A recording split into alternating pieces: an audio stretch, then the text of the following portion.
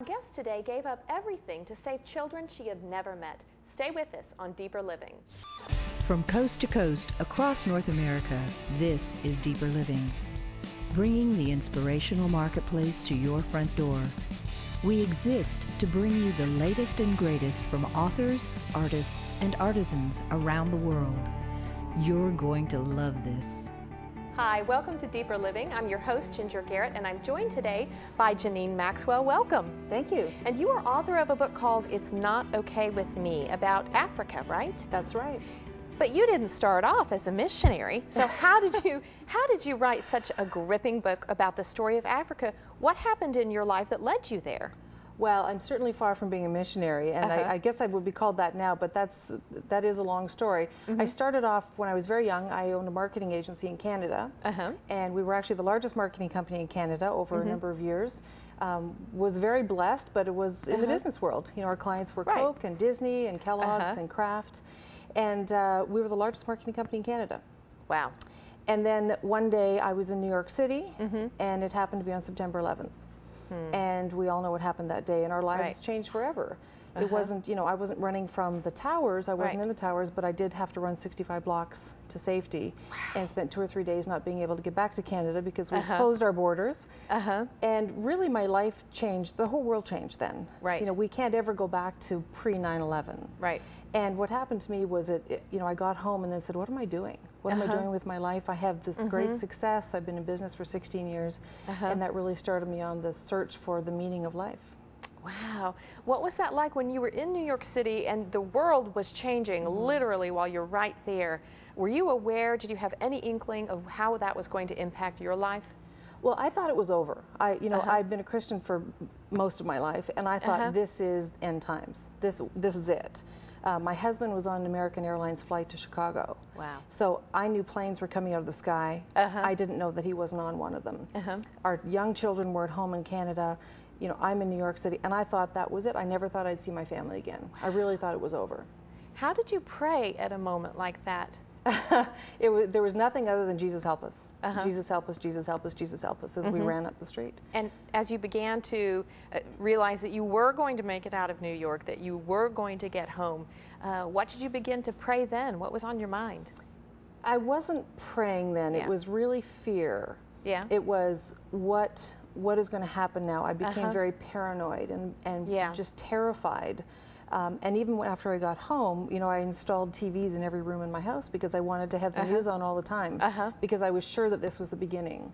You know, I went and bought $2,000 worth of food and stored it in the basement because I thought this was the end. I became crazy. Yeah, so it just sounds like you were just living in fear at that point. I was. Were you still running the agency? I was, yeah, we were thriving then, but I started to crumble, and even at Christmas that year, it was funny, I crawled into bed and I was becoming very depressed. I was there for 2 weeks, and someone gave me The Purpose-Driven Life. Oh, yeah? And, you know, a book that everyone should read, and as I was reading through it, I started thinking, well, maybe I have been put on this earth for a reason other than business. And that was when I really started my journey to say, okay, what am I supposed to be doing here? Even though my business has been blessed and I've done very well, what am I supposed to be doing?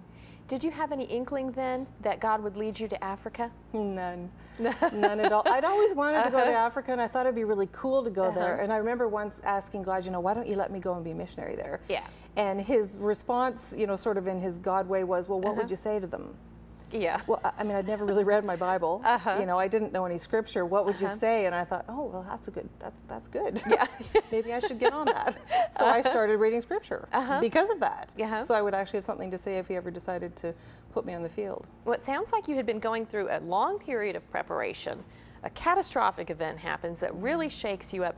But still, even in the midst of that, the answer didn't come to you right away about what's next, did it? No, he really didn't. He just...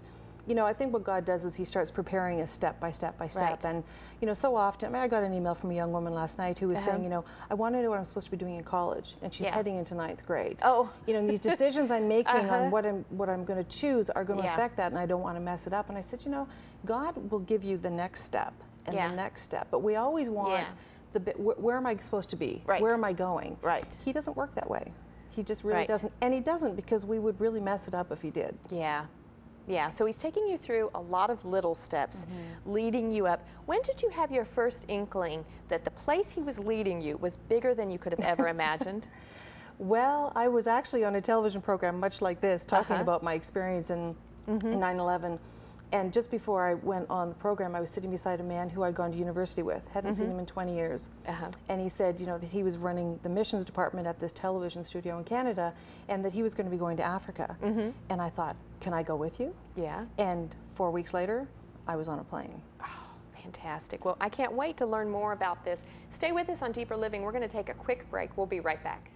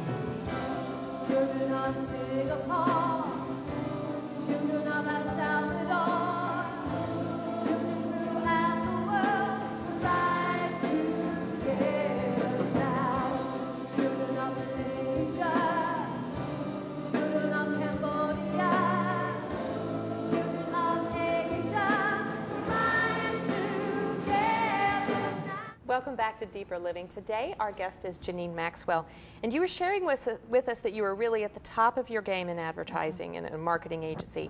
Then 9/11 hit, and your world crumbles, and you begin to realize that God wants to send you to Africa. What were you thinking? Why was he sending you? Did you have any clue? No, I didn't have any idea, but I thought it was really neat, and I thought, well, if my friends are going to Africa and I can go, maybe that's what my purpose is. And it's this one trip to Africa, so I'll go there and I'll find a solution to whatever it is, because, you know, in business, that's what we do. We solve problems. Yeah. And we fix things. And as a full type A personality, that's what my job is. So I get on a plane with my two friends, and we fly to Lusaka, Zambia. And, you know, having traveled all over the world, you know, my husband and I are used to staying in the Four Seasons hotels and lovely, you know, environments. And we get off the plane in Lusaka, and we're taken to our hotel, which wasn't really a hotel. It was an HIV/AIDS testing center. Oh. So I arrived with my suitcase thinking, oh my gosh, what's happened? And we drop off our bags, and it was dark at the time, and they said, we need to now go out and meet the street kids. And I didn't even know what a street kid was. But my friends were going to film the need of the street kids. And that's really, I was just jumped on board to their trip. So I thought, well, street and kid, I mean, it would indicate the kids live on the street. I didn't realize at the time how many children are living on the street, just in this one city of Lusaka. Zambia is a country of 10 million people. Lusaka, one city, has 75,000 street kids. Wow. So off we go out into the dark, and it's maybe 10:30 at night, and you have to wait till the kids bunk down. And we're driving through the streets, and we see these mounds of garbage down as if the garbage hadn't been picked up in downtown city.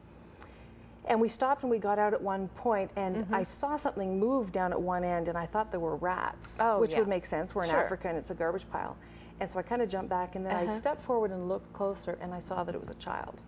And these children, the whole pile was not garbage. The pile were children lined up side by side by side, wrapped up in garbage to try to stay warm, because it's very cold there at night.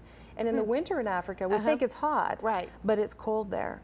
And these children were just wrapped up, and they were sleeping, and they were in a drug-induced state from having inhaled bottled like a glue and gasoline together. They call it Bostic, and they go like this, and it makes them high. But these kids are 4, 5, 6 years old. Wow. And that was my first night in Africa. Wow. There was no Four Seasons Hotel. Wow. How do you even process a scene like that emotionally? Well, you can't.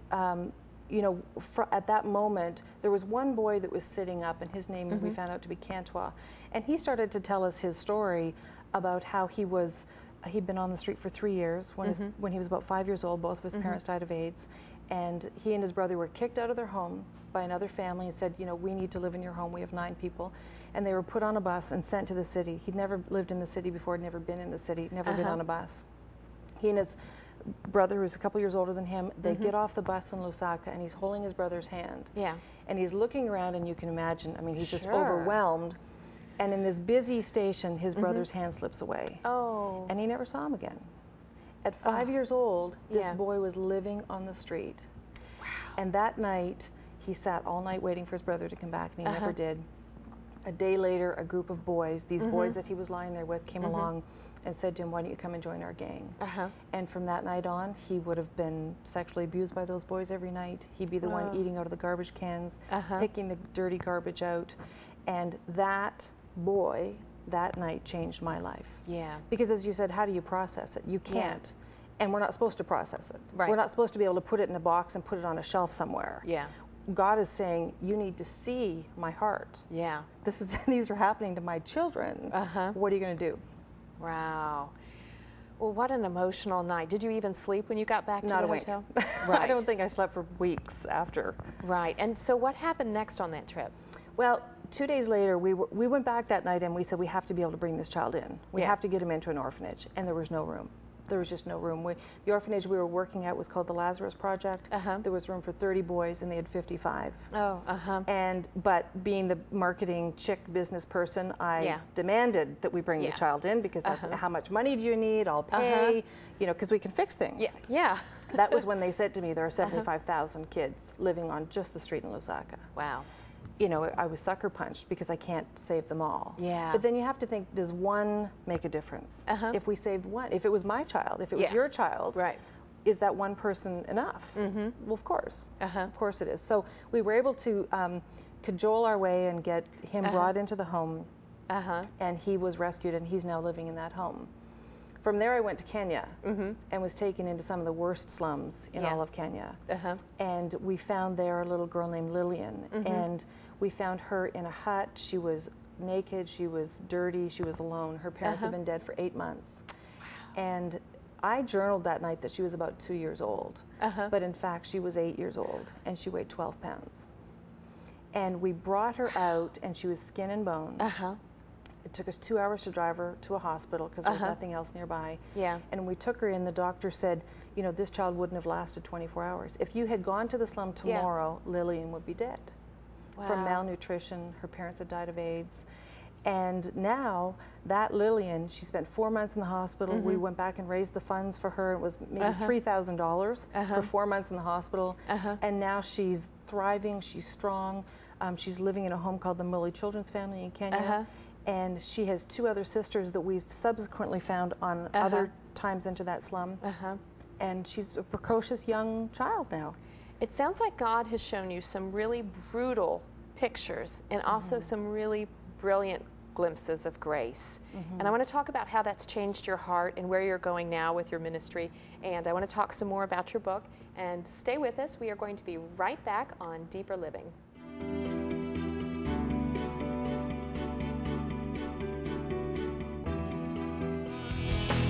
I love you, I need you, you mean the world to me now, and I will live my life always to be with you. You saved me, forgave me, and set my heart aflame, and I will live my life always to be with you.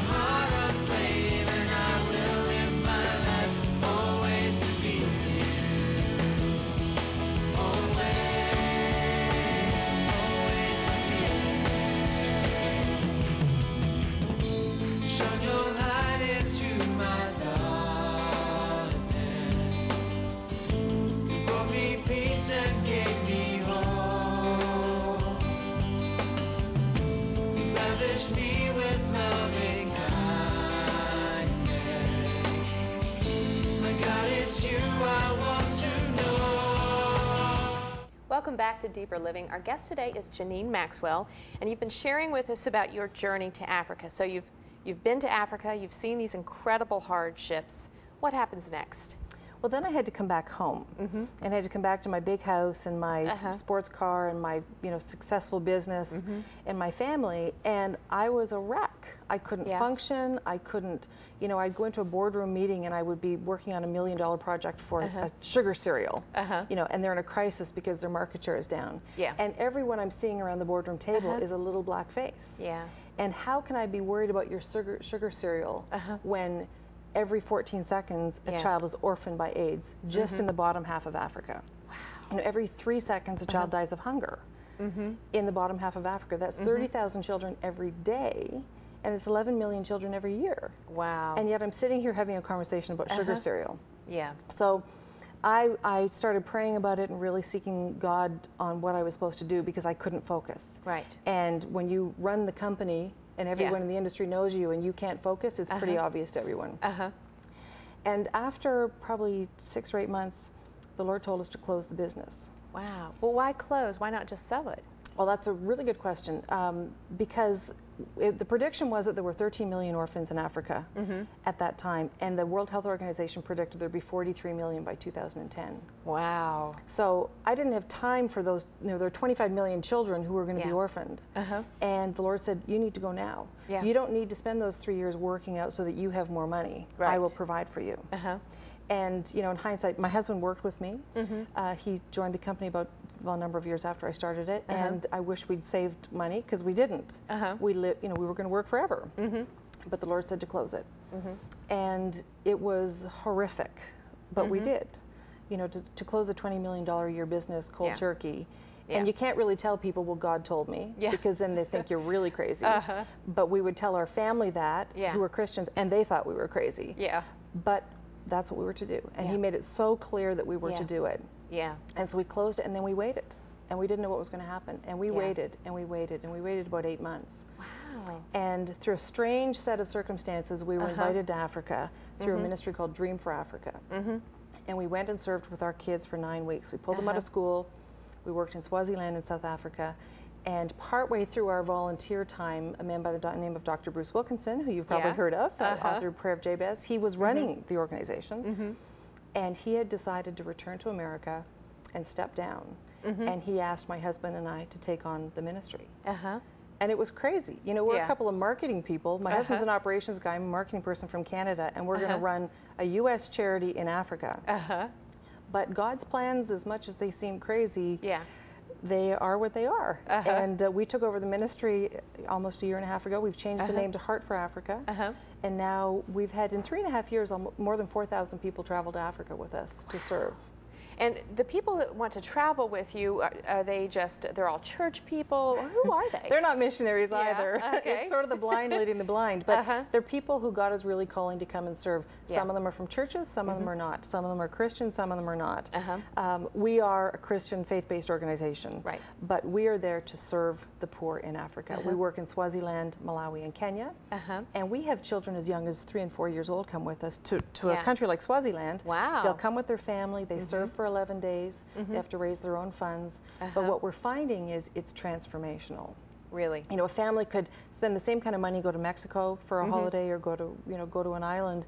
But to bring your children to Africa to serve in a safe environment, where we control the transportation and the hotel, and you can drink the water out of the tap, and you can eat the food, and everything is safe. But they can still serve at an orphanage. It is transformational to them as a family, to them as individuals, and then imagine what happens when they bring it back to their church. Well, now, what is it, when you go there and you talk about serving, what are you actually doing with the kids over there? Well, Heart for Africa has 4 focuses, and the acronym is HOPE. So it's hunger, orphans, poverty, and education. And typically what we do is we come alongside an orphanage for a period of maybe 15 months. And so we might be planting backyard gardens in the community around it. We want to help that home become self-sustainable because they can't always depend on handouts. Right. So how do we get their garden program up and running? How do we make sure the kids are fed? We do child sponsorship. We might build schools. We're raising money right now in Swaziland to build dorms, also in Kenya, so that we can bring in more children off the street. You know, Nairobi, there's 500,000 children living on the street today. Wow. 500,000 children. I was in Kenya 2 weeks ago and had the opportunity to bring a 10-year-old in off the street into a home called Tumaini Children's Home. This boy had lived on the street for 5 years. 5 years, and we were able to bring him in for the first time and give him his first bed, his first set of clean clothes, get rid of his scabies and his lice, and put him into school for the first time in his life. Because people went over and they raised the money to build the dorms and give them the beds, and now this child is saved. And we talked about you having a complete inability to process the brutality of those circumstances. What is that like for the kids to process that grace? The kids who travel with us? Well, the kids who make it into a dorm or an orphanage. You know, these children are so happy. What we see is hope. We see hope in every face. When you go to Africa, you see the face of God. They don't mourn, they rejoice. I love that. Well, we are going to bring you some more hope, and you're going to want to stay with us, so sit tight, and we will be right back.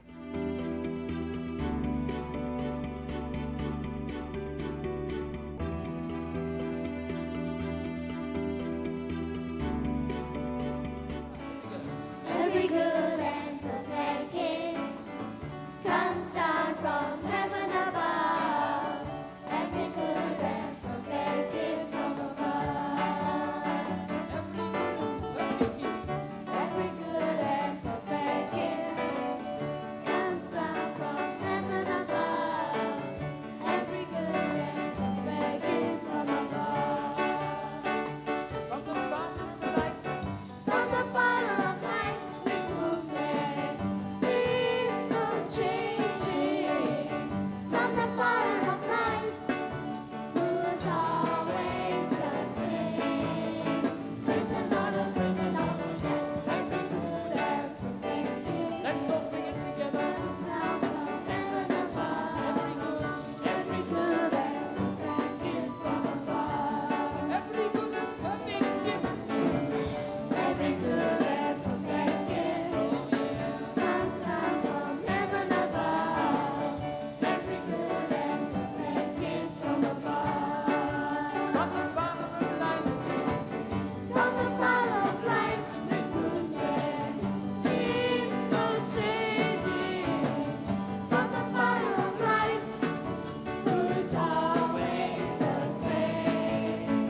Praise the Lord, oh, praise the Lord, oh, yeah. Up we go. Praise the Lord, oh, praise the Lord, oh, yeah. Every good and perfect gift comes down from heaven above. Every good and perfect gift from above. Every good and perfect gift. Every good and perfect gift. Welcome back to Deeper Living. We've been talking today with Janine Maxwell. Now, Janine, you've just shared an incredible journey to the heart of Africa, and that's also the name of your organization. What is it that you want people to know? What hope do you want to leave them with? I think it's important that people know that they can make a difference. And it's more than just sponsoring a child, you know, on a monthly basis for $30 or whatever it is. But that we as the American church, we as the body of Christ are being called to rise up. We're being called to action. And as much as this is controversial to say, I'm encouraging the Christians to get off your knees. You know, this isn't just about, well, I'm going to go and pray for the children. What if your child was dying? If I had died and my husband had died and my children were living alone, people would come and help them. Right. But that's because I live here. Yeah. And why can't people go and help the children whose parents are dead? In the country of Swaziland, we have a 48% HIV rate. Wow. We have 132,000 orphans in a country of 1 million people. And the numbers are staggering. And if they were my children, I would expect someone to come and help. Right. And that we can get on a plane, or we can send someone, or we can bring our youth group. Imagine taking a youth group. Yeah. We had a huge youth group from California, Fallbrook, California, come with us to Kenya. And it's transforming their youth group because these kids went over, teenagers, they raised the money together. They traveled with their youth pastor at Christ the King Church, and they were able to raise the funds, go over, and see the transformational power of Jesus Christ. Wow. And now they're coming back. Many of them got baptized in a dirty river, which we don't always encourage that, but it was, you know, God was there. And now they've come back, and now they're helping raise money for dorms. They're out preaching and shouting from the mountaintops and telling people Jesus is alive and well in Africa. Yeah. And maybe we have to travel all the way to Africa to meet him. So really one of the messages of your organization is this is not just about caring for the children in Africa. This is about revitalizing the church here in America. It really is. This is about the transformational power of Jesus Christ and transforming and waking up the church in America. That we can't just sit in our church pews every day. Yeah. We can't just go on Sundays and say, well, I'm doing, you know, and I spoke with someone about Jesus at lunch during the week. That's not the way Jesus was. Right. When people were hungry, he fed them. When they were naked, he took them clothes. When they didn't have any water, he brought them water. He didn't say, let's just talk about me. Well, you have a lot of people in the church who want to help, but maybe we feel like it's just such an overwhelming problem. My little donation isn't going to do much good. What would you say to that person? Well, every penny counts. I mean, we are very cost effective in using the funds that are given to us. But I would say again, get on a plane and come with us and see. Bring $50 and let's see what we can buy in Africa for $50. You know, we can put 2 children in a bunk bed for $50. Whereas we think, well, what, you know, $50 here, you know, I can't even buy a new pair of shoes for $50. Right. We can buy 50 pairs of flip-flops for children there. But come and see for yourself. Bring your family and show them in a safe environment what's happening in Africa and how you can make a difference. And there's not a single person who's come back and didn't say, you know what, it's transformational. Right. There's hope for Africa and there's hope for the churches here in America. There is hope for the churches here in America. How has your heart been changed? Tell us in these final few minutes, after everything you've seen, all the stories you've been a witness to, how has your heart been changed from the woman that you were on September 11th? Oh boy, that's how has my heart been changed? It was sort of crumpled up into a little ball and it was dispersed all over Africa, and it's not the same shape, it's not the same size. God is alive and well in it, and my purpose in life is to bring glory to him. Well, I would also say that your heart is beautiful, and we've seen it today. And if you want more information on the book, go to DeeperLiving.com. And we've been so blessed to have you as our guest. And thank you for joining us, and we look forward to spending more time with you next time. Bye-bye.